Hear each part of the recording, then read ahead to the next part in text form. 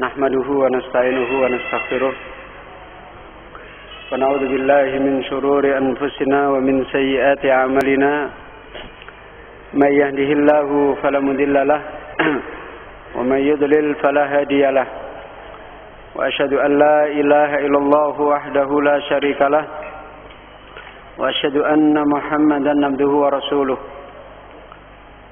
يا أيها الذين آمنوا اتقوا الله حق تقاته ولا تموتن إلا وأنتم مسلمون يا أيها الناس اتقوا ربكم الذي خلقكم من نفس واحدة وخلق منها زوجها وبث منهما رجالا كثيرا ونساء واتقوا الله الذي تساءلون به والأرحام إن الله كان عليكم رقيبا يا أيها الذين آمنوا اتقوا الله وقولوا قولا سديدا يصلح لكم أعمالكم ويغفر لكم ذنوبكم ومن يطع الله ورسوله فقد فاز فوزا عظيما أما بعد فإن أحسن الكلام كلام الله وخير الهدى هدى النبي صلى الله عليه وآله وسلم وشر الأمور محدثاتها وكل محدثة بدعة وكل بدعة ضلالة وكل ضلالة في النار. Ikhwana fiddin wa akhwati din rahimani wa rahimakumullah. Kita kembali memohon taufik pada Allah. Alhamdulillah kita masih diberi kesabaran dan kekuatan untuk mengambil nasihat di dalam urusan iman kita, urusan din kita dari tulisan yang mubarakah ini, yaitu mengingatkan kembali tentang musibah yang telah menimpa kebanyakan daripada umat ini berupa sikap menelantarkan, menyia-nyiakan di dalam masalah thalabul ilmi. Yang kita telah memahami dari awal bagaimana kedudukan masalah ini, dan kita telah masuk penyebab dan sekaligus ilat penyebab musibah ini dan bagaimana kita memperbaiki dan mengobati penyakit ini. Yang pertama tadi kita telah pahami, yaitu jatuhnya himmah, cita-cita orang yang menekuni ilmu ini, dan kemudian menjadikan sikapnya adalah orang yang sangat berat di dalam menempuh ilmu dan malas. Kita telah sampai pada penjelasan bagaimana mengobati penyakit ini, memperbaiki penyakit ini dengan memberikan pemahaman yang benar di dalam masalah jalan ilmu sampai yang kelima tadi. Yakni sesungguhnya ilmu itu tidak akan diraih oleh seseorang dengan ilmu itu menunggu kita. Maka manakala kita menjadi orang yang lemah, otomatis ilmu itu tidak akan dimudahkan oleh Allah sampai kepada kita. Ikhwana fiddin rahimani wa rahimakumullah. Kemudian kita insyaallah akan lanjutkan masuk pada bagian yang keenam. Sebagaimana muallif berkata, an ta'lama annaka ayyuhal munsarifu an talabil ilmi syar'i min humkin nasi wa aghbiyaihim. Afani Allahu wa iyyakum min dzalika. Yang keenam, ikhwan fillah, beliau mengingatkan kembali agar kita tidak menjadi orang yang luntur di dalam jalan kita dalam ilmu ini. Agar kamu mengetahui bahwa sesungguhnya engkau wahai orang yang telah berpaling meninggalkan ilmu syar'i ini, sikap orang yang berpaling meninggalkan ilmu syar'i itu masuk pada golongan min khumkin nas. Akan dimasukkan menjadi golongan orang yang humuk, orang yang pandirnya manusia. Kita akan masuk golongan orang-orang juhala, orang-orang yang paling rendahnya manusia. Wa aghbiyaihim, dan orang-orang bodohnya manusia yang tidak punya nilai. Semoga Allah memaafkan, mengampuni saya dan mengampuni kalian di dalam masalah ini. Kita tidak termasuk orang-orang yang meninggal dengan ilmu apapun keadaan kita. Seawam apapun, serendah apapun, Allah berikan kepada kita, jangan menjadi alasan untuk kita meninggalkan ilmu. Kenapa? Nanti kita akan tersingkir dan masuk pada golongan orang yang paling celaka agama kita. Disinilah beliau mengutipkan perkataan Ali bin Abi Thalib radhiyallahu an ketika menerangkan nasib manusia terhadap masalah ilmu ini ada 3 golongan manusia. Qala Ali bin Abi Thalib radhiyallahu anhu, Ali bin Abi Thalib radhiyallahu anhu berkata, "An-nasu salasa." Manusia itu hanya ada 3 golongan manusia. 2 selamat, 1 yang celaka. Kalau kita tidak masuk salah satu dari 2, maka pasti akan masuk golongan yang ketiga. Yang pertama, alimun robbaniyun.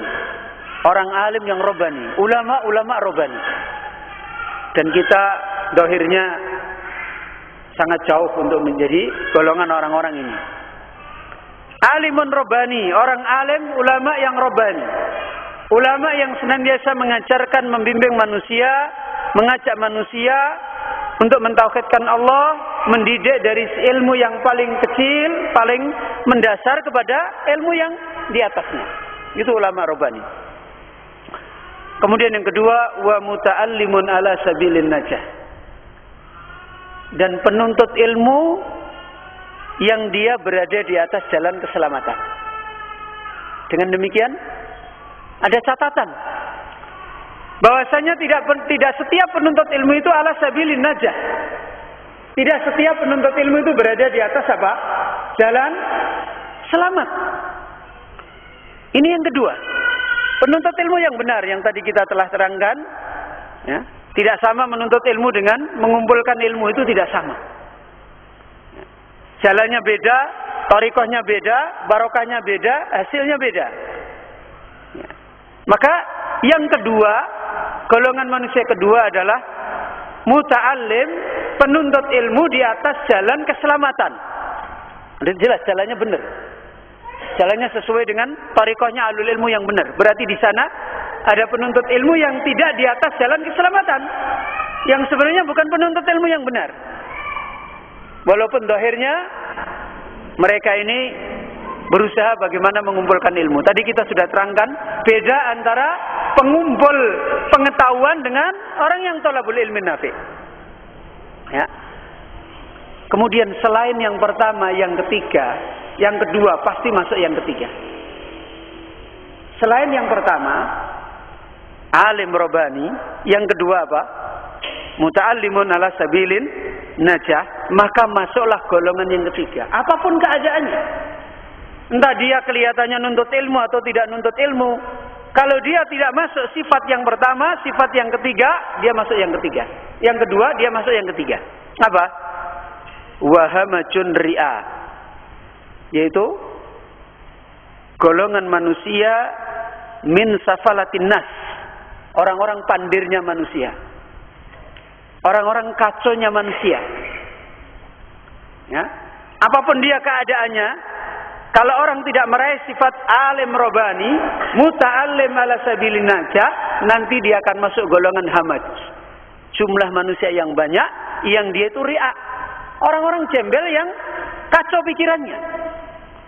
Walaupun kelihatannya mungkin bajunya bagus, rapi, bukan orang jembel gitu, tapi persoalannya bukan menilai jembel dari sisi fisiknya, tapi dari sisi apa? Nasibnya dia di dalam ilmu nafi. Jadi bukan menilai orang-orang rendahan ini adalah orang rendahan dalam pengertian apa? Dalam pengertian fisiknya enggak. Lihat Rasulullah bersama dia orang-orang yang apa? Kata orang-orang musyrikin Quraisy apa?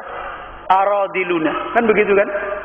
Tidaklah yang mengikuti kamu wahai Muhammad kecuali orang-orang rendah dari kami. Secara fisik. Tapi secara ilmu mereka adalah orang-orang mulia. Kan begitu. Justru orang-orang yang kelihatannya orang-orang Arab itu orang-orang bermartabat, orang rendah, pola pikirnya rendah, orang badui, orang bodoh, tidak tahu kebenaran, tidak tahu ilmu. Maka di sini yang menjadi persoalan adalah orang-orang yang safalatun nas la aqlalahu. Maka disebutkan cirinya oleh Ali bin Abi Thalib. Bagaimana? Ri'a itu bagaimana? Adba'u kulli na'ikin yamiluna ma'a kulli rihin lam yastadi'u binuril ilmi wa lam yalja'u ila ruknin wasik. Lihat sifatnya. Kalau kita ingin melihat diri kita, saya ini berada di mana? Lihat ini keterangan. Tadi orang alim, yang dinilai orang alim yang selamat yang bagaimana? Rabbani. Ya. Yang kedua apa? Muta'allim. Bagaimana muta'allimnya? Ala sabilin najah. Kemudian yang ketiga, apa? Hamad ri'a. Bagaimana sifatnya? Ini diterangkan oleh Ali bin Abi Thalib. Adba'u kulli na'ik. Selalu mengikuti setiap siapa saja yang berteriak. Orangnya terombang-ambing. Walaupun profesor, walaupun kelihatan ngaji salah puluhan tahun, kalau ilmunya kacau terombang-ambing, yaitu hamad ri'a. Ya. Itu menunjukkan orang itu orang-orang yang masuk dalam golongan riya. Ya. Jadi dia adalah adba'u kulli na'ik. Tidak punya pendirian. Setiap siapa saja ngomong, maka dia ikut berubah-ubah. Aksaru tanakul, maka agamanya itu berpindah-pindah dari pemikiran fulan ke pemikiran fulan ke pemikiran fulan ke pemikiran fulan. Enggak punya ilmu yang nafi, menunjukkan beda dengan orang yang punya ilmu yang najah. Walaupun yang dimiliki ilmu itu hanya sedikit, tapi nafi, tahu kebenaran. Sekalipun yang ngomong orang pintar, dia bisa menilai ini tidak benar. Bahkan dia punya ilmu adab. Seperti dulu kita pernah kisahkan, seorang alim ulama ngomong di majelis ilmu salah. Kemudian ada seorang penuntut ilmu yang ada di situ. Dia tahu bahwa gurunya itu ngomong salah. Maka bagaimana? Dia ikut gurunya enggak? Enggak. Gurunya pulang, dia ikut pulang. Gurunya masuk rumah, dia silaturahim ke rumahnya, kemudian dia tanya sama gurunya. Wahai guru, tadi saya dengar engkau ngomong begini. Kata gurunya, benar. Wahai guru, setahu saya Rasulullah itu tidak melakukan begini. Maka guru itu kemudian ingat, oh iya, benar. Lihat, ini orang alim yang robbani, muta'allim ala sabilin najah. Besok paginya, guru itu datang di majelis. Kemudian, bagaimana? Dia kumpulkan semua murid-muridnya. Dia langsung ngomong, kemarin saya berbicara seperti ini. Pembicaraan saya itu salah. Kemudian muridnya yang tadi di sana itu, yang tadi ke rumahnya dipanggil. Ta'al. Ini adalah guru saya. Ini namanya muta'allim ala sabilin najah. Ya. Nah, kalau muta'allimnya tidak pernah belajar, tidak tahu bagaimana ilmu yang benar, dalil, bisa nggak dia seperti itu? Enggak. Ya, salah satu contoh. Banyak sekarang penuntut ilmu belajar bertahun-tahun, kitabnya ulama aja nggak paham. Ketika ustadznya banyak fitnah, ikhtilaf, ngomong keliru, dia nggak bisa benerin, nggak bisa milih mana yang benar. Ini kan begitu. Akhirnya ngikuti siapa saja yang dia senangi, yang ini ikut ini dia senang, yang ini senang ini ikut ini, yang ini namanya adba'u kulli na'ik. Kemudian diterangkan lagi oleh Ali bin Abi Thalib, yamiluna ma'a kulli ri. Dia akan berjalan condong kepada setiap angin berembus. Musimnya yang ditokohkan fulan, ya fulan. Musimnya ditokohkan fulan, fulan. Musimnya ditokohkan fulan, fulan. Seperti itu. Angin berembus kemana, ramenya bagaimana, itulah dia berjalan. Itu namanya ri'a. Walaupun kelihatannya penuntut ilmu. Ya. Ini diterangkan sifatnya oleh Ali bin Abi Thalib. Kemudian apa? Yamiluna alam yastadi'u binuril ilmi. Dia tidak bisa mengambil penerang cahaya dengan cahaya ilmu. Belajar tahunan, nerangkan menilai kebenaran itu yang bagaimana, jadi dia nggak tahu. Ahlus sunnah itu bagaimana? Dia tidak mudah pada belajar udah tahunan. Kajiannya setiap ustadz dia datang. Ahlus sunnah itu gimana tuh? Ahlus sunnah pokoknya ngikuti ustadz fulan itu ahlus sunnah. Nggak mudah. Innalillahi wa inna ilaihi raji'un. Ya. Padahal ngajinya udah tahunan itu. Ditanya dalilnya firqatun najiyah itu apa tuh? Longa rumangsane selama ini sudah paham, begitu ditanya ternyata nggak mudah. Dalilnya Taifatul Mansurah itu mana tuh? Longa nggak mudah. Ya, akhirnya terjadilah banyak fitnah. Itu namanya riya. Dia akan lam yastadi'u binuril ilmi. tidak bisa mengambil cahaya penerang di dalam kebenaran dengan ilmu yang dia dapat. Makanya diterangkan para ulama seperti Ibnu Rajab Al-Hambali, al-ilmu laisa bi kasrati riwayah. Ilmu itu bukan dengan banyaknya apa? Riwayat, tetapi nuran yuqdafu fil qalb. Dengan ilmu yang datang Quran Sunnah itu menjadi cahaya di dalam hatinya yang dia bisa membedakan mana hak mana batil, itu baru namanya apa? Ilmu. Makanya lihat para sahabat, apakah sahabat satu menjadi pengikut sahabat yang lain?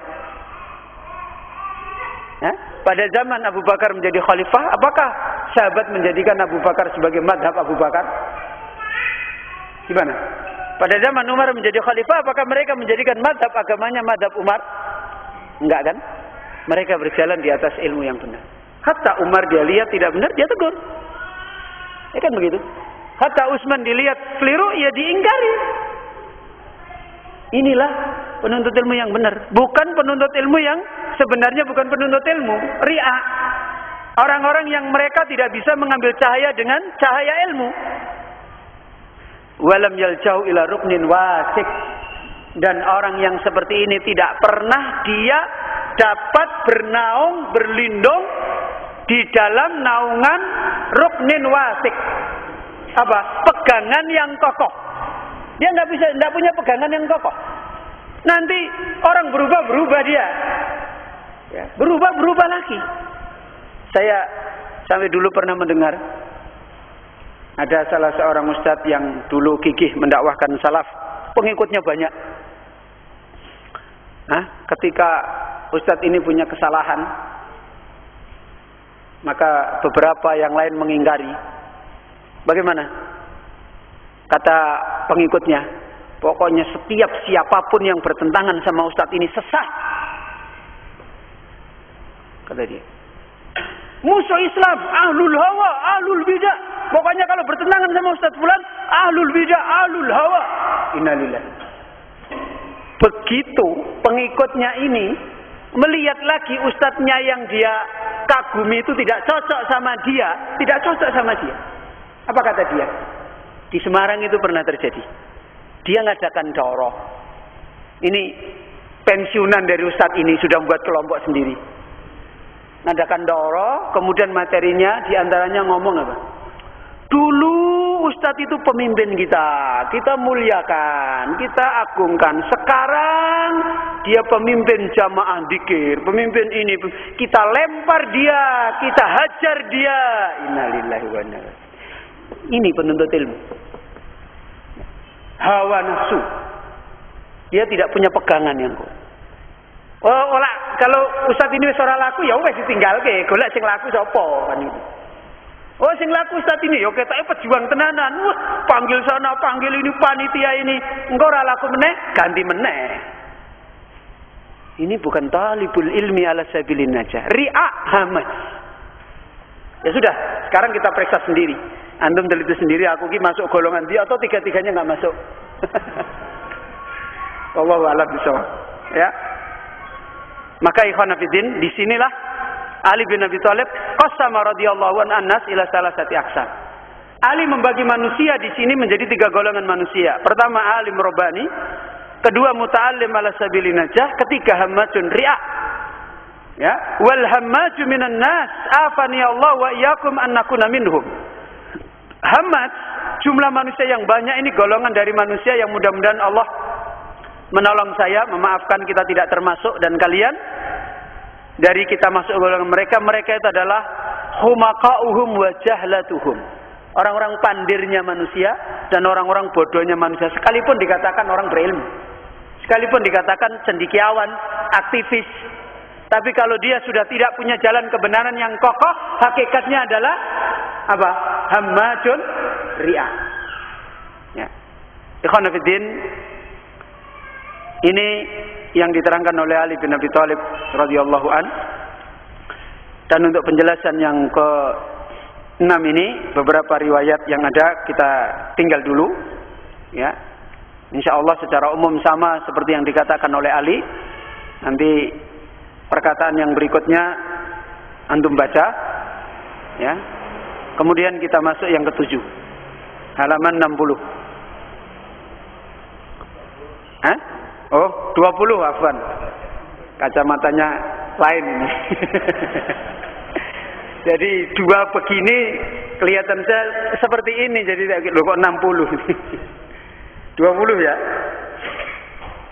Yang ketujuh, sabian min ilaji kusuril himmati fi talabil ilmi an ta'lama ulu wa manzilati ma tatluhu. Untuk kembali membangkitkan cacatnya, kelalaian kita, rendahnya kita di dalam himmah, dalam menuntut ilmu, maka ketahuilah kembali tentang kedudukan tingginya ilmu yang diamanahkan oleh Allah kepada manusia. Dan dalil tentang masalah ini banyak sekali. Ibnul Qayyim menerangkan tentang masalah ini dalam kitab Miftah Durus Sa'adah itu luar biasa.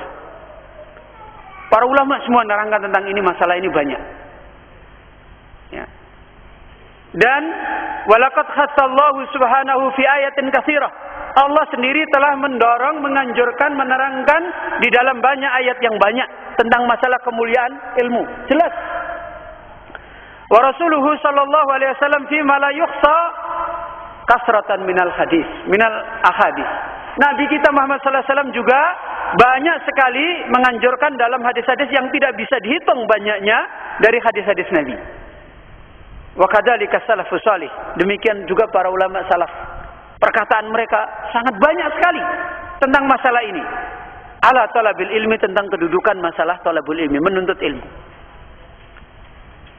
Yang pertama dari kitab Allah, dan insya Allah secara umum ayat-ayat ini antum sudah sering dengar. Nanti antum cek kembali. Ayat yang pertama dalam surat Al-Mujadalah. Ayatnya antum sudah sering dengar. Yarfa'illahu alladhina amanu minkum walladhina utul ilma darajat. Dan ilmu yang dimaksud di sini adalah ilmu din, ilmu syar'i. Ya, bukan seperti yang banyak dipahami oleh salah paham manusia, ilmu-ilmu sebagaimana yang dipahami oleh manusia, salah. Ilmu yang dimaksud dalam ayat ini adalah ilmu din. Lihat ayatnya, di sini adalah al-ma'rifat khusus. Kemudian didukung dengan hadis-hadis Nabi yang banyak yang nanti akan sampai. Kemudian ayat yang kedua, bagaimana? Doa yang sering kita baca, tapi sering kita tidak paham maknanya. Ya, apa? Rabbana atina fid dunya hasanah. Apa maknanya hasanah fid dunya? Imam Hasan al-Basri berkata, qala al-Hasan al-Basriyu hiyal ilmu. Yang dimaksud hasanah fid dunya adalah ilmu. Kenapa? Karena sumber hasanah di dunia adalah ilmu. Kalau orang meraih ilmu yang nafi di dalam hatinya, maka seluruh hidupnya akan hasanah. Akan hasanah. Di mana letaknya ilmu yang nafi? Saya ingin nanya. Di mana? Letaknya ilmu yang nafi itu di mana? Di mana? Loh, kok nggak tahu? Di sini? Di mana? Di dadanya manusia. Di hatinya manusia. Dan ingat hadis Nabi, idza saluhat, gimana? Saluhal jasadu kullu. Ya kan begitu? Kalau hati manusia itu baik, gimana? Seluruh tubuh manusia baik. Bahkan seluruh kehidupan ini baik. Tapi kalau hati manusia itu sudah jelek, kalau tidak dapat cahaya ilmu kan jadi jelek. Maka bagaimana? Fasadat jasadu kullu. Seluruh tubuh manusia jadi jelek. Maka khasanah dari segala khasanah adalah apa? Al-ilmu nafi'. Ilmu yang nafi'. Sebagaimana tadi Allah menyuruh Nabi kita Muhammad sallallahu alaihi wasallam untuk meminta tambahan tentang apa? Ilmu. Itu menunjukkan khasanah yang paling besar di dunia. Nabi tidak diperintahkan oleh Allah untuk meminta tambahan apa-apa kecuali apa? Tambahan ilmu. Ini makna khasanah. Demikian pula Al-Imam Ibnul Qayyim telah menjelaskan di situ. Wa hadza min aqsani tafsir. Kata Ibnul Qayyim menerangkan tafsirnya Imam Hasan al-Basri. Apa yang dikatakan Imam Hasan al-Basri itu merupakan sebaik-baik penjelasan tentang apa? Hasanah. Fa inna ajalla hasanati dunya al-ilmu nafi'. Karena sesungguhnya seluhur-luhur hasanah di dunia adalah ilmu yang nafi'. Ya. Wal amalu salih, dan amal yang salih. Kemudian ayat ketiga, antum juga sudah sering dengar, yaitu ayat surat Ali Imran ayat 18. Syahidallahu annahu la ilaha illa huwa wal malaikatu wa ulul ilmi qa'iman bil qisti. Ya. Yang ayat ini dikomentari oleh Syekh Utsaimin, "Lau lam yakun min fadlil ilmi illa hadhil mankibah lakafat." Kalau sekiranya tidak ada satupun dalil menerangkan tentang kemuliaan ilmu kecuali hanya dalil jalan dari ayat ini, maka sudah cukup. Sudah cukup. Sudah cukup untuk menerangkan tentang kedudukan ilmu. Karena Allah menilai orang ahli ilmu itulah orang yang paling bisa mengerti tentang tauhid. Dan tauhid itu adalah sebesar-besar kebutuhan manusia di dunia. Rusak tauhid manusia, rusak manusia. Dan tidak ada orang yang paling tahu tentang tauhid kecuali siapa? Ahlul ilmu. Sebagaimana ayat itu, Allah mempersaksikan tidak ada sesembahan dengan benar kecuali siapa? Kecuali dia Allah sendiri. Kemudian siapa? Kemudian wal malaikatu, para malaikat. Kemudian siapa lagi? Wa ulul ilmi. Ya. Jelas.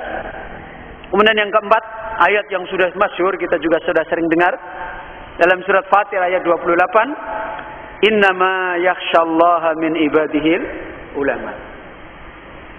Kemudian ayat yang kelima, yu'til hikmata may yasha'u wa may yu'tal hikmata faqad utiya khairan katsira. Allah menyatakan Allah lah yang memberi hikmah kepada siapa yang Allah kehendaki ilmu. Barang siapa yang dia telah diberi oleh Allah hikmah ilmu, maka sungguh dialah orang yang diberi kebaikan yang banyak. Utiya khairan katsira. Dialah orang yang diberi oleh Allah kebaikan yang banyak. Kalau ditanya, siapa orang di dunia yang paling diberi kebaikan banyak oleh Allah? Siapa? Orang yang diberi hikmah. Orang yang diberi oleh Allah ilmu yang nafi'. Itulah orang yang diberi kebaikan yang banyak. Dan masih banyak lagi ayat yang lain yang diambil singkat oleh beliau. Kemudian yang berikutnya adalah dalam hadis-hadis Nabi sallallahu alaihi wasallam, dan hadis-hadisnya juga insyaallah secara umum sudah banyak kita mendengar. Di antaranya hadis ad-dunya mal'unah. Dunia semuanya hakikatnya dilaknat oleh Allah. Mal'unun ma fiha, dan dilaknat semua apa yang ada di dalamnya kecuali dzikrullah, kecuali peringatan Allah azza wa jalla, wa ma wallahu, dan apa yang digunakan untuk menegakkan peringatan. Kemudian apa? Wa'a liman au muta'aliman, dan orang yang mengajarkan agama Allah dan orang yang belajar agama Allah. Kemudian yang kedua, hadis yang panjang, yaitu hadis Nabi mengumpamakan ilmu itu turun kepada manusia. Keadaan bumi itu diumpamakan ilmu itu turun seperti apa? Hujan. Ya kan? Kemudian bumi itu ketika diturunkan hujan ada 3 keadaan. Keadaan yang pertama adalah bumi yang subur. Begitu turun hujan diserap, kemudian menumbuhkan apa? Tanaman, menumbuhkan rumput. Kemudian yang kedua adalah bumi yang apa? Berlembah, tapi dia tidak bisa menyerap air. Maka ketika turun hujan bagaimana dia? Menampung air, maka memberi manfaat pada orang lain. Kemudian yang ketiga adalah bumi apa? Bumi yang qi'an, bumi yang lereng gini, lurus. Jadi sudah tandus, kemudian dia lereng. Gimana ada hujan? Dia juga tidak nyerap, dia juga tidak nampung. Sudah kelewatan saja. Ya kondisinya tidak ada nilai apa-apa. Tidak bisa menumbuhkan tanaman pada dia, dan orang juga tidak bisa mengambil manfaat sama dia. Ini menunjukkan tingginya Allah mengumpamakan orang yang memiliki ilmu. Kemudian hadis yang ketiga, hadis juga yang antum sudah sering mendengar. Barang siapa yang dia menempuh jalan untuk mencari ilmu, maka Allah tempuhkan jalan menuju surga. Dan insyaallah penjelasan ini juga para ahlul ilm sudah banyak sekali menerangkan. Dan kita singkat, kita tinggal, kita termasuk hadis yang insyaallah kita juga sering dengar, halaman 24, may yuridillahu bi khairan yufaqihu fiddin. Barang siapa yang dia dikehendaki oleh Allah untuk mendapatkan kebaikan, maka Allah fahamkan dia di dalam urusan agamanya. Dan masih banyak lagi hadis yang lain. Dan tambahan yang terpenting adalah dari perkataan para salaf. Yang mudah-mudahan menjadi kembali nasihat bagi kita. Antum bisa lihat, kita ambil beberapa perkataan para salaf yang mulia. Yang pertama perkataan Ali tadi sudah. Kemudian kita ambil faedah perkataan yang kedua. Dari Mu'ad bin Jabal, halaman 27.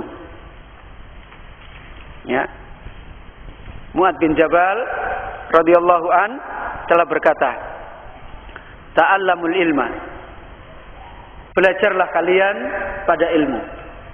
Fa inna ta'allumuhu lillahi khasyatun. Karena sesungguhnya mempelajari ilmu untuk Allah itu merupakan bentuk takut kita pada Allah. Kalau orang ingin dinilai oleh orang yang meraih khasyah kepada Allah, maka thalabul ilmi. Meskipun orang yang tidak thalabul ilmi juga punya ketakutan pada Allah, tapi jauh sekali dengan khasyahnya ahlul ilmi. Kata Mu'ad, orang yang menuntut ilmu adalah orang yang takut pada Allah. Kemudian yang berikutnya, wa talabuhu ibadah. Perhatikan, menuntut ilmu itu ibadah. Ibadah qalb, ibadah hati. Dan ibadah hati itu a'dham, ibadah yang besar. Ya, ibadah yang besar. Wa mudarasatuhu tasbih. Kita belajar, ketika kita sedang belajar itu sama seperti nilainya kita membaca tasbih. Ya, sama seperti kita membaca subhanallah, kalimat yang tasbih memuji Allah. Wal bahthu anhu jihad. Membahas ilmu itu adalah jihad. Membahas ilmu itu adalah jihad. Wa ta'limuhu liman lam yahsunhu sadaqah. Mengajarkan ilmu bagi orang yang tidak mendapatkan kebaikan ilmu itu sedekah. Kita tidak bisa sedekah dengan harta. Ketika kita sedikit punya ilmu, kita sampaikan kepada orang yang tidak baik ilmunya, maka itu sedekah kita. Amal jariah kita. Ya. Kemudian wa badluhu li ahlihi qurbah. Mencurahkan ilmu kepada orang yang ahlinya ilmu itu adalah qurbah, ibadah mendekatkan diri pada Allah. Bihi yu'rafullahu wa yu'bad. Allah bisa dikenal, dimakrifati oleh seorang hamba, diibadahi oleh seorang hamba. Sebabnya dengan apa? Dengan ilmu. Makanya Ibnul Qayyim mengatakan, orang yang beribadah pada Allah, orang yang beribadah kepada Allah, dia bodoh, tidak mengenal Allah, maka ibadah itu jadi beban bagi dia. Dan putus tali hubungan dia kepada Allah, sekalipun dia siang malam beribadah. Berapa banyak orang beribadah siang malam, berdoa, berteriak-teriak, Allah tidak mendengar perkataannya. Allah tidak mendengar, karena jahil. Ibadah lalai hatinya. Alladzina fi salatihim sahun. Orang-orang yang lalai hati mereka ketika mereka sedang apa? Salat. Karena jahil mereka. Ya. Padahal orang yang salat diterangkan dalam hadis, bergerak, meludah saja diingatkan, jangan meludah ke arah kanan. Kenapa? Karena adabnya dia ini hatinya sedang hadir di hadapan Allah Subhanahu wa taala. Sebagaimana dalam hadis, karena Allah ala kibali, Allah berada di arah depannya orang yang salat. Ini ibadahnya orang berilmu. Maka orang beribadah yang dia jahil, dia bodoh, tidak mengenal Allah, hakikatnya ibadah itu madarat bagi dia, memberatkan dia. Dan beda dengan orang yang mengenal Allah, sebagaimana para nabi-nabi Allah, ma'rifat pada Allah, tauhid, akhirnya melahirkan ketaatan kepada Allah yang indah. Yang kadang-kala kita membaca orang kok bisa seperti itu ya. Kita kadang-kala ibadah sergap sebentar, besok sudah bosan untuk seumur hidup. Ya gimana wong kita nggak kenal yang kita ibadahi? Beribadah kepada Allah kita nggak kenal, takut yang enggak, mengharap yang enggak, apalagi cinta. Kenapa kamu beribadah? Kau nara ibadah aku dikafirke. Ibadah dasarnya seperti ini. Makanya Ibnu Qayyim mengatakan terputus hubungan dia pada Allah. Hanya dengan ilmu orang itu akan mengenal makrifat pada Allah, kemudian beribadah kepada Allah dan ibadahnya menjadi amal saleh. Itu dengan ilmu. Ini kata Mu'ad bin Jabal. Kemudian wa bihi yu'raful halalu minal haram. Hanya dengan ilmu yang nafi', yang halal, yang baik itu diketahui dari yang haram, yang jelek. Itu dengan ilmu, bukan dengan perasaan, bukan dengan akal. Wa tusalul arham. Tali hubungan kerabat silaturahim itu akan bisa disambung. Bagaimana tidak? Dengan ilmu kita diajarkan menyambung silaturahim pada orang-orang yang memutuskan silaturahim. Ini pendidikan dari ilmu. Wa huwal anisu fil wahdah. Perhatikan ikhwan. Salah saat kita diuji oleh Allah dalam hidup. Ilmu adalah penggembira kita pada saat kita sendiri. Orang kalau sendiri biasanya sedih atau senang? Orang kalau sendirian gak ada temannya biasanya apa? Merasa linglung dirinya. Iya kan? Kayaknya hidupnya kayak gak berarti gitu. Orang akan merasa bahagia, rame sendirinya dia kalau dia orang ahli ilmu. Karena dia punya teman yang luar biasa. Dan ini yang dinikmati para ulama. Mereka saat dikucilkan manusia, dijelek-jelekan kebanyakan manusia, dia bukan kesepian. Makanya dia tenang, nyaman, tidak merasa gundah gulana. Kita baru dibarok koncone sedikit sudah pusing kepalanya, piye ya aku piye. Nah, ini menunjukkan ilmunya. Kalau orang alim, nggak butuh orang, dia dengan ilmunya sudah bahagia, diridhoi oleh Allah Azza wa Jalla. Maka gembira dia. Lah mbok kamu semuanya mau berlari dari saya enggak apa-apa. Wa khasuna ulaika rafiqa, kata dia. Kita sudah punya teman-teman yang baik. Siapa? Mereka para nabi, para syuhada, orang-orang yang soleh yang sudah mendahului kita. Bahagia. Itu dengan ilmu. Dan itu akan dirasakan kalau orang sedang diuji oleh Allah Azza wa Jalla. Dicela orang, dijauhi orang. Kalau orang itu bukan orang berilmu, sudah pusing dia kepalanya. Sudah pusing dia. Datangi teman-temannya, "Wes, saya baiklah sama kamu. Jangan saya dikucilkan gini." Kalau orang yang punya ilmu yang nafi', dia tidak sedih dia. Kamu pergi ya sudah, silakan, mau ikut silakan. Tidak mempengaruhi hidup dia. Tidak mempengaruhi hidup dia. Itu orang yang punya ilmu yang nafi'. Bukan sibuk dengan pengikut. Akhirnya dakwanya mempertahankan pengikutnya. Pengikutnya kena gangguan sedikit, yang lain itu jelek semua, itu yang baik kita, supaya nggak lari. Nanti kalau lari sedih dia, gundah gulana seperti bintang film ditinggalkan penggemarnya, bunuh diri bisa-bisa. Ya kan begitu. Kalau orang alim, Imam Bukhari malah pergi sendiri di kampung Bukhara, menyendiri, berdoa kepada Allah di malam yang sunyi, "Ya Allah, wafatkan aku bertemu dengan Engkau." Indah kehidupan orang berilmu itu. Jadi ilmu itu akan menjadi hiburan dia, teman yang setia di saat dia sendiri. Wasahibu fil khulwah, di saat dia sendiri akan menjadi teman dia. Kemudian apa? Wadalilu ala sara, di saat dia gembira, senang. Orang kalau senang biasanya apa? Lupa daratan kan? Lupa kan? Lupa, melampaui batas. Yang ingatkan siapa? Ilmu, kalau kita punya ilmu. Kalau orang lain yang ingatkan ditolak. Kamu siapa? Aku orang hebat, orang kaya, ditolak. Kan begitu. Orang kalau sedang dapat nikmat itu kan koyoknya dia sendiri di dunia ini. Kan begitu. Orang lain itu kecil semua. Makanya kalau diingatkan orang, kamu siapa?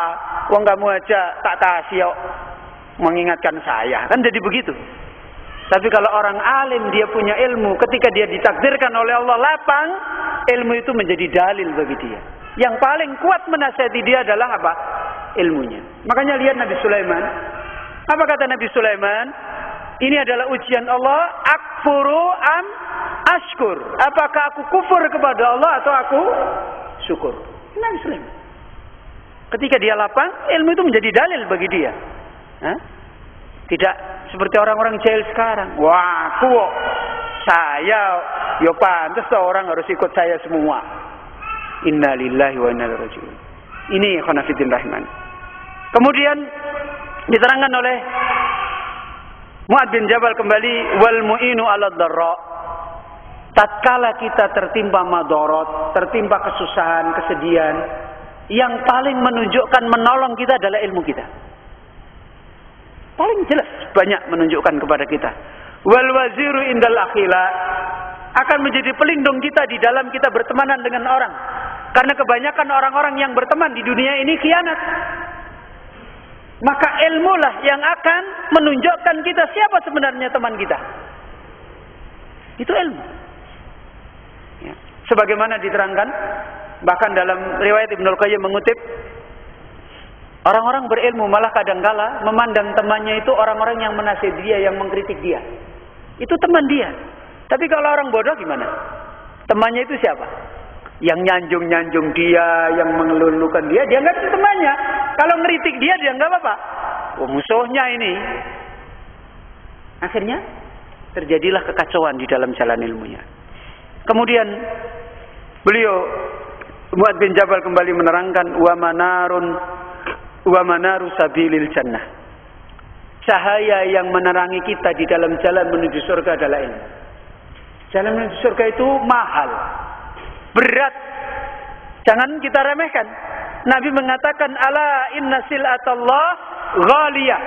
Ketahuilah perdagangan kita dengan Allah itu mahal. Kenapa? Ala inna sil'atullah hiyal jannah. Karena perdagangan kita pada Allah itu perdagangan untuk mendapatkan apa? Surga. Mahal. Lihat para nabi-nabi Allah, mereka ahlul jannah, bagaimana hidup mereka?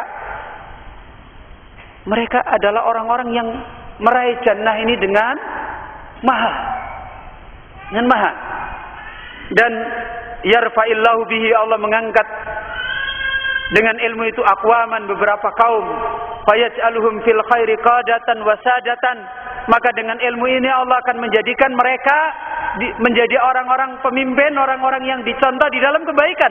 Yuqtada bihim, yang selalu diikuti, diteladani. Adillatan fil khairi tuktasu atharuhum wa turmaku af'aluhum. Maka dia menjadi dalil di dalam kebaikan. Kebaikan-kebaikan perbuatan orang berilmu itu akan selalu dikisahkan oleh Allah. Dikisahkan oleh orang-orang yang mengisahkan. Maka lihat, orang-orang soleh selalu dicatat oleh sejarah. Kan begitu kan? Dicatat oleh sejarah, dikisahkan orang-orang baik, dijadikan pelajaran, jadikan nasihat. Allah mengkisahkan Nabi kita Muhammad SAW dengan para pendahulunya. Dicatat, dikisahkan. Demikian pula perbuatan mereka dicontoh, diikuti. Wa targhabul malaikah fi khullatihim. Bahkan para malaikat menginginkan, para malaikat senantiasa menginginkan pada bersahabat dengan mereka. Malaikat itu senang bersahabat, berteman dengan orang-orang ahli ilmu. Sebagaimana insyaallah kita sudah tahu semua dalilnya. Wa bi asnatiha tamsahuhum, sayap-sayapnya senantiasa menaungi ahli ilmu. Yastaghfiru lahum kullu rabbin wa yabis. Setiap yang ada, baik yang basah maupun yang kering, mendoakan diampuni dosanya mereka. Itu ahlul ilmi. Hatta khitanul fil bahri wa hawamuhum, sampai pun ikan yang ada di laut dan tumbuhan-tumbuhan yang ada di laut. Wasibaul barri wa an'amihim, termasuk binatang buas yang ada di darat maupun binatang ternak. Mendoakan mereka. Wassama'u wa nujumuhum, langit dan bintang-bintangnya. Wal ilmu hayatul qulubi minal ama. Ilmu adalah sumber kehidupan hati dari matinya hati. Wa nurun lil absari minad dulam. Ilmu adalah cahaya dari pandangan di dalam kegelapan. Wa quwwatun lil abdani minad dha'fi. Ilmu adalah kekuatan bagi jasad kita ketika kita sedang lemah. Tadi kita sudah pahami. Ya, akan menjadi kuat walaupun jasad kita lemah. Ya belughu bihil abdu manazilal abrar. Ilmu itu akan menjadikan seorang hamba akan sampai pada kedudukan orang-orang mulia. Wa darajatil ula, dan derajat yang tinggi. Wa tafakkuru fihi ya'dilu bisyam. Memikirkan ilmu itu senilai dengan ibadah puasa. Memikirkan dalam masalah ilmu. Wa mudarasatuhu bil qiyam. Belajar ilmu itu sama dengan melaksanakan salat. Ini kata Mu'adz bin Jabal. Wa huwa imamun lil amal. Ilmu adalah imam bagi amal. Kalau orang beramal tidak punya imam, bagaimana amalnya? Kacau. Orang beribadah tidak punya ilmu, ibadahnya tadi seperti kita sudah pahami. Wal amalu tabi'atun. Wal amalu tabi'uhu, dan amal itu adalah mengikuti apa? Mengikuti ilmu. Yulhimuhumus su'ada. Allah akan mengilhamkan ilmu ini pada orang-orang yang berbahagia. Berarti orang yang ditolong oleh Allah, diteguhkan, ditempuhkan, dipahamkan dalam ilmu, berarti alamat orang itu apa? Su'ada. Orang yang meraih kebahagiaan. Kemudian kata Hudzaifah, kata Muadz bin Jabal, wa yuhrimuhul asqiyah. Ilmu itu akan diharamkan oleh Allah bagi orang-orang yang celaka. Apa maksudnya? Kalau orang diharamkan oleh Allah meraih ilmu, maka berarti dia nasibnya menjadi orang apa? Asqiyah. Menjadi orang yang celaka. Ikhwan fillah, ini yang kita ambil faedah dari perkataan Muadz bin Jabal sebagai penjelasan dari para salaf radhiyallahu an. Maka kita tinggalkan beberapa penjelasan yang lain. Sebagian besar tadi kita sudah ambil faedah dan kita masuk kepada sebab yang kedua. Ya. Jadi tadi ada berapa? Ada 7. Bagaimana kita menasihatkan diri agar kita bisa mengembalikan apa? Modal kita di dalam ilmu yang paling tinggi, yaitu apa? Himmah. Ya. Keinginan yang kuat di dalam ilmu. Dari nasihat tadi mestinya akan melahirkan kembali bagi kita, berarti saya harus membangun kembali tujuan saya di dalam ilmu ini sebagaimana peringatan tadi. Dan jelas itu bukan lagi orang-orang tertentu. Secara umum kalau kita memahami peringatan tadi, kita semuanya masuk. Jadi bukan kita berpikir, wah itu punyanya dai, punyanya enggak. Keliru. Lihat penjelasan-penjelasan tadi, semua kita masuk di dalamnya. Ya, kemudian kita masuk sebab yang kedua. Wasababu tsani min asbabi uzubi aktsari talabati an talabil ilmi. Sebab yang kedua dari sebab-sebab hilangnya kebanyakan penuntut ilmu kemudian meninggalkan menuntut ilmu. Kalau tadi apa yang pertama? Yang pertama kasal sama dhaful himmah. Kemudian yang kedua, ini sebab yang dari luar dan banyak kita alami. Semuanya kita banyak mengalami sebab ini. Apa? Insighaluhum bi takhsilir rizqi wal kadbi fihi.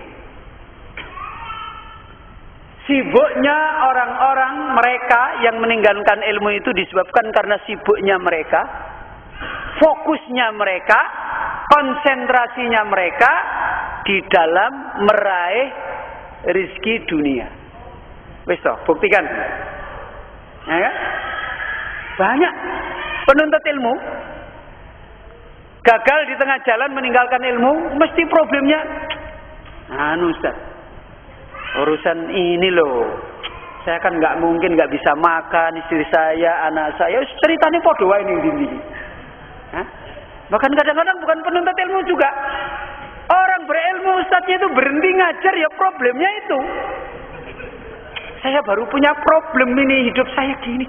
Nah dulu problem semua. Tadi Imam Malik malah jual rumahnya. Ya kan begitu kan? Ini sebenarnya alasan yang sebenarnya tidak pas. Ya, urusannya lain. Ini bukan kemudian memahamkan kita, wah habis ngaji ini kita nggak boleh cari rezeki. Siapa yang nyuruh? Yang nyuruh tidak cari rezeki itu siapa? Ya, jangan salah paham, jangan salah memahami. Nanti di atas namakan saya lagi. Wah, lebih repot lagi. Perhatikan. Ya. Sibuk. Berarti nek wis sibuk gitu ya. Iya, konsentrasi hidupnya itu untuk itu loh. Ya makan tadi kan kita butuh cuma sekali, 2 kali toh. Rumah 1 kali dibikin ya selesai toh. Masa bikin rumah tiap hari? Baju kan seminggu cuma 7 hari. Pengen ganti salin tiap hari berarti baju itu 7 cukup kan gitu tuh. Ya begitu kan. Itu kalau tiap hari ganti. Kalau pengen tiap hari gantinya 2 hari sekali kan cuma 3. Lah kalau yang golek nanti teng-tengan itu loh. Sebenarnya nyari apa gitu loh. Ya, coba sekarang saya tanya antum. Ada nggak yang nggak pernah makan? Sampai kekurangan nggak bisa makan, sampai telanjang nggak punya baju, sampai hidup di kolong jembatan, ada nggak di kalangan ini? Ada nggak? Loh saya lihat rumah-rumah antum itu kalau dijual, dibikin rumah lagi itu bisa jadi 6, bisa jadi 7. Lu betul itu nggak percaya. Rumah gede-gede kayak gitu kok. Oh yang dinggoni badannya ya 1 meter, 2 meter. Rumahnya gede. Coba perhatikan. Ini coba kita itu berpikir yang sehat, ya. Berpikir yang sehat. Ini diantara penyebab. Ya. Ya bukan antum, kita semuanya ngerasakan. Semakin banyak urusan ini kita urus, semakin nyedot banyak. Dulu nggak punya apa-apa di rumah, wis prio aja ning ngisor digodhog karo turu gelari. Kebutuhannya ya nggak banyak toh. Listriknya ya cuma lampu tok 2 iji, bayare sesasi 5.000 kan gitu selesai. Bareng pengen iki, pengen dulu listriknya kok 200.000 ya. Lah akhirnya mumet lagi. Ya kan begitu jadinya. Listrik tok 200.000 lagi gitu loh. Inilah manusia. Akhirnya banyak udurnya. Ilmunya jadi ya nanti dululah, kalau sudah tidak ada problem lah. Tidak ada problem. Orang hidup kok tidak ada problem itu di mana? Kalau hidup nggak ada problem masuk kuburan, nggak ada problem. Ketemu sekali sama malaikat habis itu masalah. Ya kan begitu. Selama orang di dunia problem itu mesti ada. Nggak dibuat saja sudah direncanakan malah yang muncul yang lain. Ya kan gitu. Itu hidup di dunia. Maka perhatikan. Kebanyakan penuntut ilmu meninggalkan ilmu karena sibuknya mereka mencari rizki dengan catatan apa tadi sibuk wal qaddu fihi. Berpayah-payah, entek-entekan. Ya, kalau bahasanya orang Jawa apa? Kalau di kampung saya enggak gitu. Sikil gawe sirah, sirah gawe sikil gitu. Iya, betul kan? Sikil pondas itu orang ngerti. Jadi wis ora diketahui. Inilah sebab yang banyak menjadikan penghalang. Sampai dulu, lah kok terus makan piye? Oh, makan piye wong Allah yang bilang nahnu narzuqukum. Wis kamu kerjane pirang jam? 2 jam. Entuk piro dipangan. Selesai kan? Bisanya baru bisa bikin rumah cuma 1 kamar, ruang tamu, ruang tidur, ruang makan, ya sudah nggak apa-apa, dinikmati aja. Ya kan begitu. Rizki itu yang merubah-rubah Allah, tapi kerja ya sudah, kerjanya 3 jam, 3 jam wae gitu. Belum tentu kerja 3 jam hari ini dengan besok itu hasilnya sama, kan belum tentu toh. Malah ono kerja sedina bedhetek ya ora entuk apa-apa. Nggawa becak, nunggu ning pinggir dalan, duduk aja, ora ono penumpang ya. Sore balik klunduk enggak dapat orang. Ada orang kerja baru keluar dari rumah bawa becak, Pak. Baru keluar itu belum nunggu. Loh, saya cerita begini, saya pernah ngalami, saya itu pernah becak. Gantung pernah becak. Saya itu pernah dorong becak.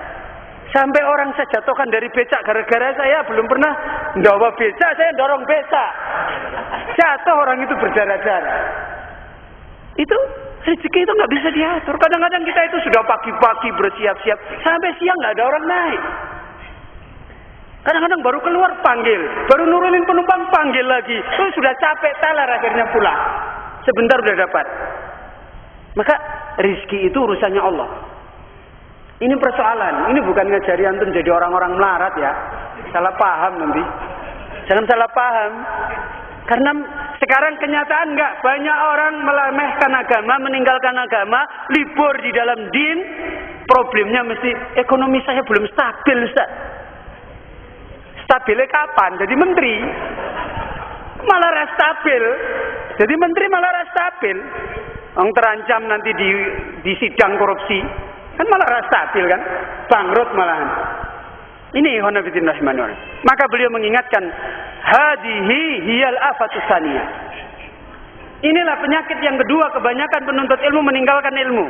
Wal maradul fattaqu wal azifu. Inilah penyakit yang sekarang ini sedang ganas menyerang orang-orang di dalam masalah ilmu. Wis to, problem ini banyak terjadi.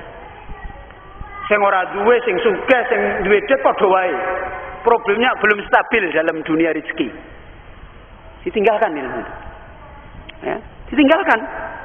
Ya, jadi penyakit yang sekarang banyak menyerang wal azifus tsani an talabul ilmi yang kemudian banyak menjauhkan penuntut ilmu meninggalkan ilmu syar'i.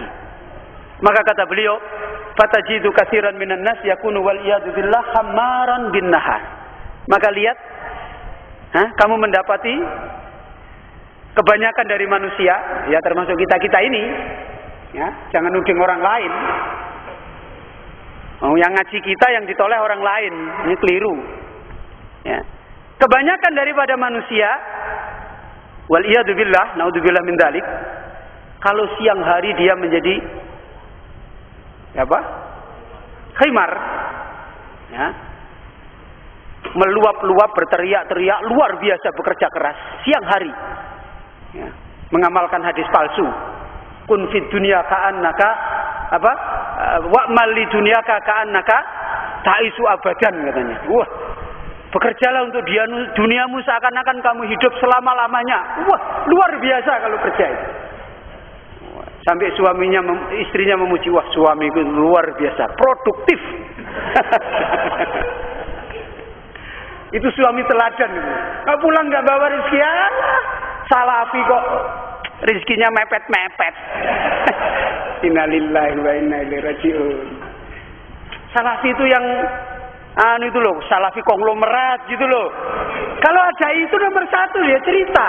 Salafi itu yang konglomerat itu loh, kayak itu salafi. Nah dia tahu dari mana kalau dia itu salafi? Apa dia yang tahu, diberitahu oleh Allah dia itu salafi sejati, begitu? Yang menilai kan Allah. Kok dia bisa menilai itu loh, salafi teladan, akhiratnya sukses, dunianya sukses katanya. Saya itu dulu pernah ditawari gitu. Jadi orang yang akhiratnya sukses, dunianya sukses. Waktu saya masih awal-awal ke Sulawesi, kemudian kena fitnah di sana sampai sidang bakor tanas.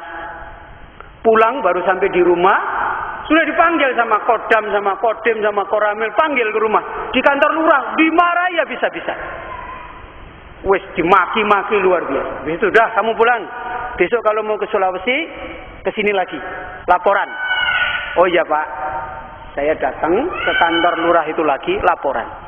Di situ masih ada komandan Kodimnya, Koramilnya, macam-macam masih lengkap. Tapi saya lihat kok lain gitu. Kalau kemarin saya datang itu wajahnya hitam pekat semua, sekarang wajahnya cerah semua. Lu ini ada apa gitu. Saya itu heran, benar. Saya masih polos, masih anak muda, masih baru semangat-semangatnya, merintis agama, belum tahu dunia tipu menipu itu belum tahu. Dunia politikus itu belum ngerti saya. Akhirnya apa? Itu bilang sama saya, Pak Mas Muin, kalau jadi dai itu jangan begitu. Loh, gimana Pak? Jadi dai itu jangan sukses akhirat tok. Itu dai yang nggak benar. Dai yang benar itu ya sukses akhirat, sukses dunia, dan kita bisa bantu, katanya.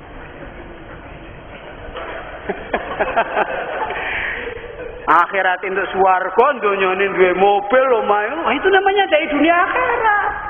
Dai seperti itu dilecehkan manusia ya.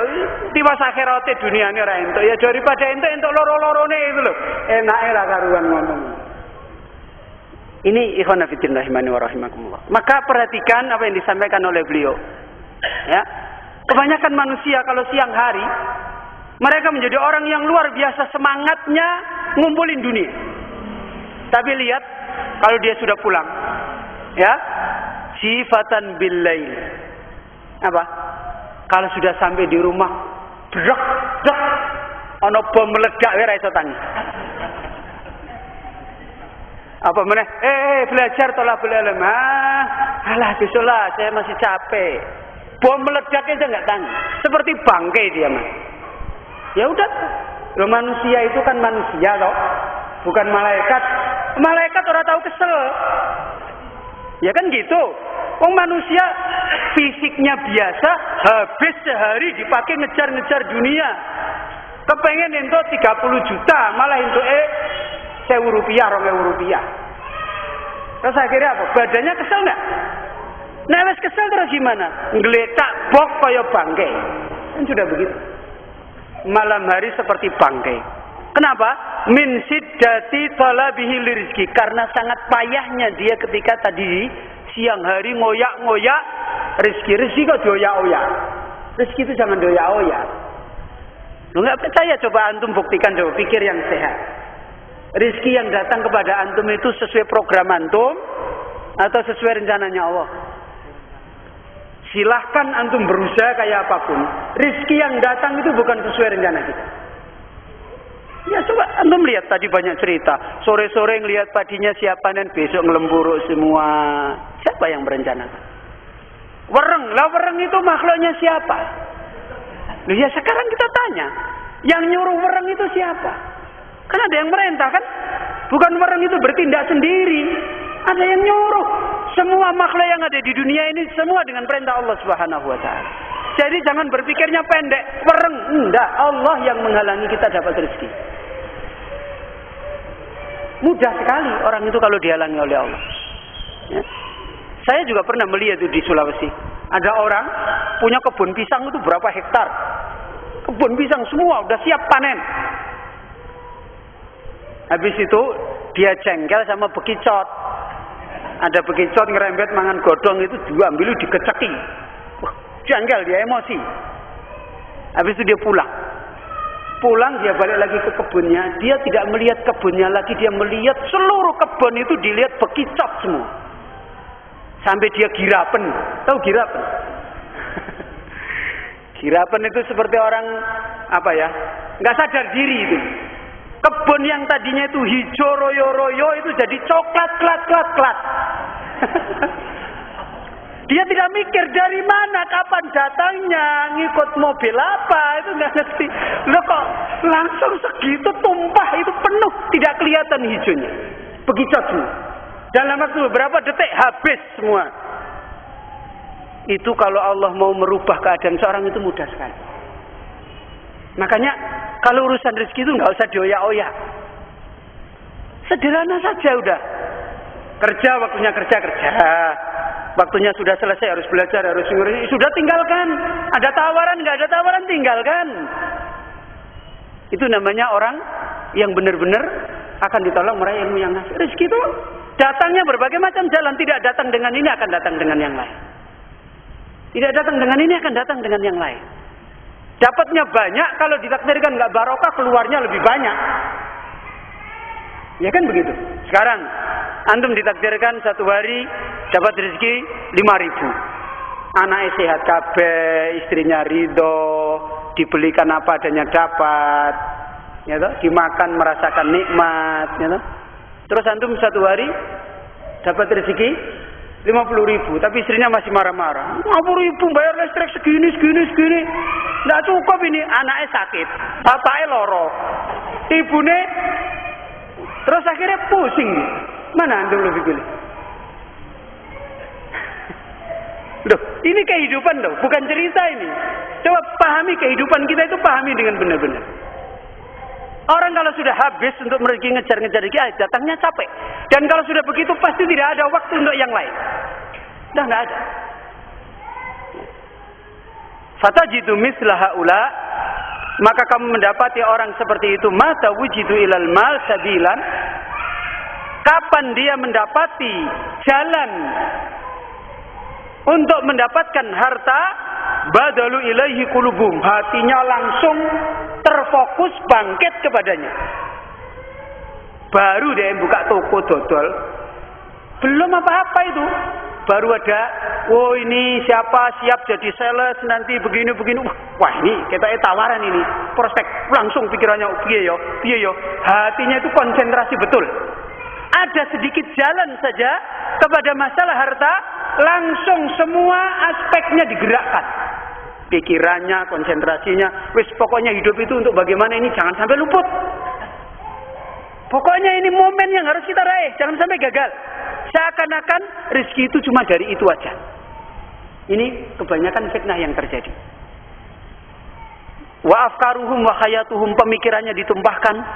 Ya, kemudian apa? Kehidupannya ditumpahkan, semua hampir ditumpahkan. Yang lain-lain bahkan dikesampingkan. Ya nuntut ilmu tadi, izin Ustaz. Nanti saya ganti, besok saya akan hafalin semua. Ini mumpung Ustaz ada kesempatan. Luar biasa itu, kayaknya menjanjikan segala-galanya. Nah, habis itu nggak jadi, gagal, loyo, frustrasi, meh ngaji meneh wis isin. Ya kan begitu? Ngaji meneh sudah malu. Ini fitnah yang banyak terjadi ikhwan fillah rahimani wa rahmah. Wa hadhihi wallahi afatun adimah. Kata beliau, demi Allah ini merupakan penyakit yang besar. Laqad ra'aitu wallahi al-katsirina. Demi Allah sungguh aku telah melihat kebanyakan dari mereka bisababiha, dengan sebab masalah ini, yatrukuna asrafa matlub, mereka meninggalkan semulia-mulia perkara yang ada di dunia, yaitu ilmu. Dan lihat, ya.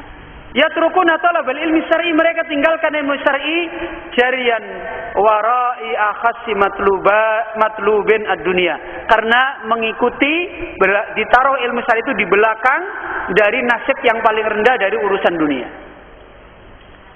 Fatajidu mithlu haula, kata beliau, maka kamu dapati orang-orang seperti ini, waqad yakununa fi bidayati amrihim min talabatil ilmi. Boleh jadi orang-orang seperti ini awalnya sudah belajar untuk ilmu. Wah, tenanan ngomong sama ustadznya, ustadz saya mau belajar gini-gini. Ini gimana kalau ada enggak, saya akan sungguh-sungguh. Awalnya boleh jadi orang-orang seperti ini termasuk orang-orang yang menuntut ilmu. Tapi idza waqa'u fi adna wa aqalla muqaranatin baina amrin min umuri dunya qad yakunu min at-tafahati bi makanin wa baina darsin yakhdurunahu wa yanfa'uhum fi akhiratihim insarafu ila dunya. Awalnya mungkin dia belajar menuntut ilmu, tapi lihat, tatkala dia terjadi pada satu perkara yang paling rendah, selalu pasti akan terjadi ini, di mana dia harus dibenturkan.